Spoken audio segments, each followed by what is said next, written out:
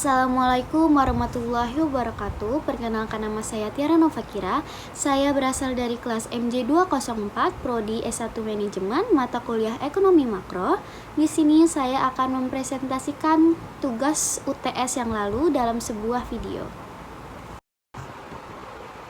Nomor 1, jelaskan secara singkat siapakah pihak-pihak yang terlibat di dalam penentuan kebijakan ekonomi di Indonesia. Yang pertama ada pemerintah pusat, terutama Kementerian Keuangan, Kementerian PPN atau Bappenas, dan Kementerian Koordinator Bidang Perekonomian yang menyusun dan mengatur kebijakan fiskal, anggaran, serta rencana pembangunan ekonomi. Yang kedua, ada Bank Indonesia atau BI. Sebagai bank sentral, BI bertanggung jawab atas kebijakan seperti pengendalian inflasi, suku bunga, dan kestabilan nilai tukar uang. Yang ketiga, ada Otoritas Jasa Keuangan atau OJK, mengatur dan mengawasi sektor jasa keuangan agar stabil dan terpercaya, yang turut memengaruhi arah kebijakan ekonomi.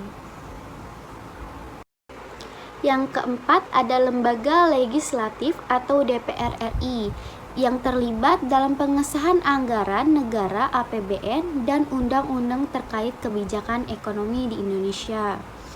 Yang kelima, pelaku usaha dan masyarakat melalui dialog publik, survei, atau konsultasi. Pelaku usaha dan masyarakat memberikan masukan yang bisa memengaruhi kebijakan. Yang terakhir, ada Komite Stabilitas Sistem Keuangan atau KSSK, merupakan forum koordinasi antara pemerintah, BI, OJK, dan LPS untuk menjaga stabilitas sistem keuangan nasional.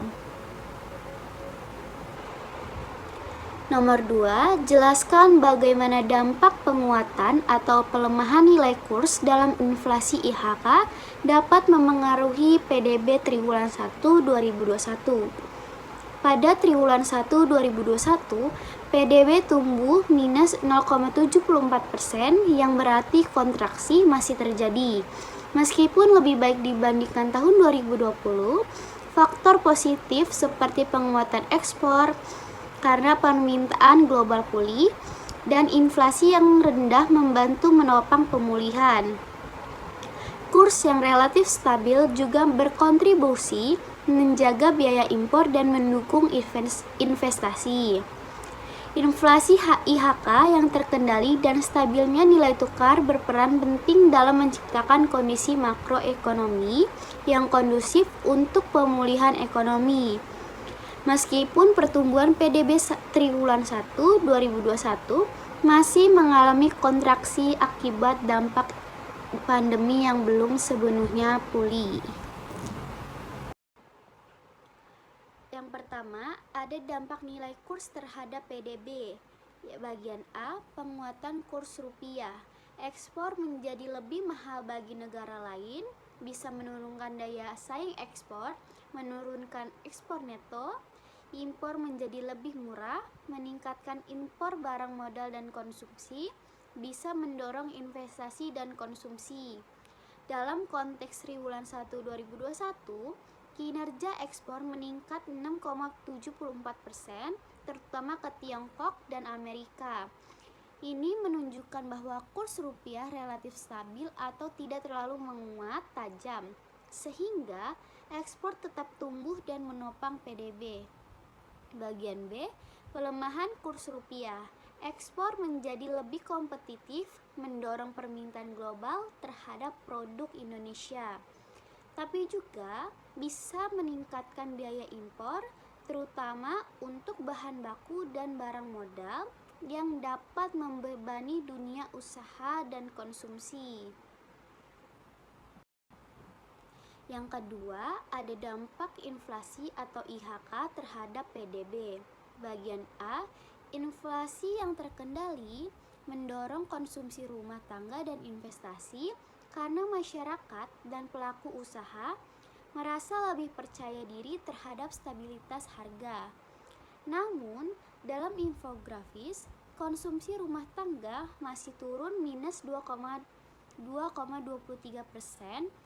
Ini menandakan permintaan domestik masih lemah, mungkin karena inflasi belum cukup mendorong daya beli atau masyarakat masih menahan belanja karena ketidakpastian pandemi.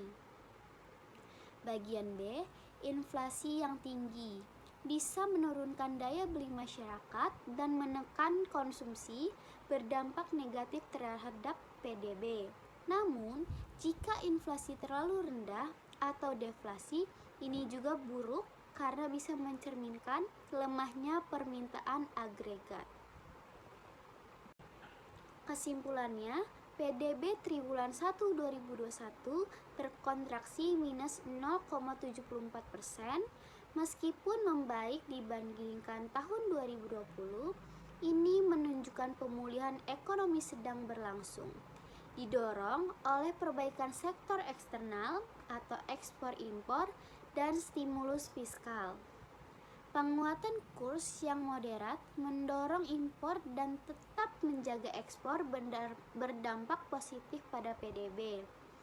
Inflasi IHK yang relatif stabil menunjukkan kondisi harga terkendali, namun belum cukup kuat untuk mengangkat konsumsi rumah tangga yang masih jadi hambatan pertumbuhan ekonomi saat ini.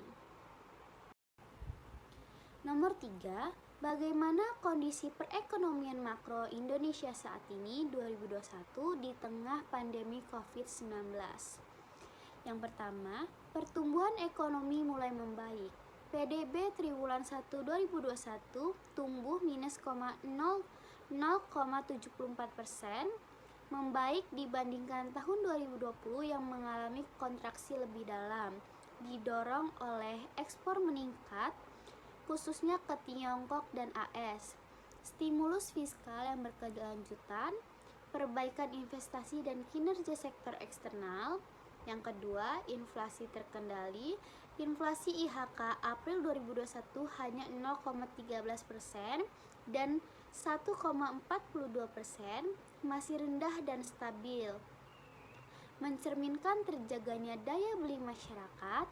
Tekanan inflasi terutama berasal dari kenaikan harga emas, perhiasan, dan bahan makanan.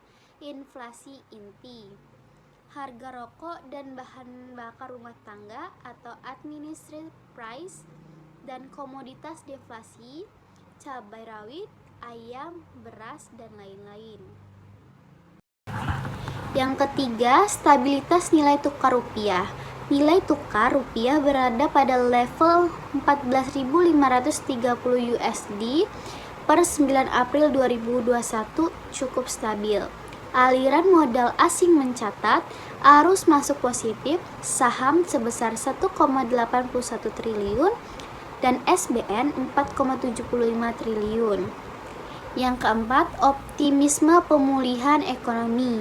Pemerintah dan Bank Indonesia terus melanjutkan koordinasi kebijakan, termasuk implementasi vaksinasi dan stimulus fiskal. Sektor-sektor usaha seperti informasi dan komunikasi, pengadaan air, serta jasa kesehatan menunjukkan pertumbuhan tertinggi saat ini. Demikian presentasi saya. Terima kasih atas perhatiannya. Saya ucapkan Assalamualaikum warahmatullahi wabarakatuh.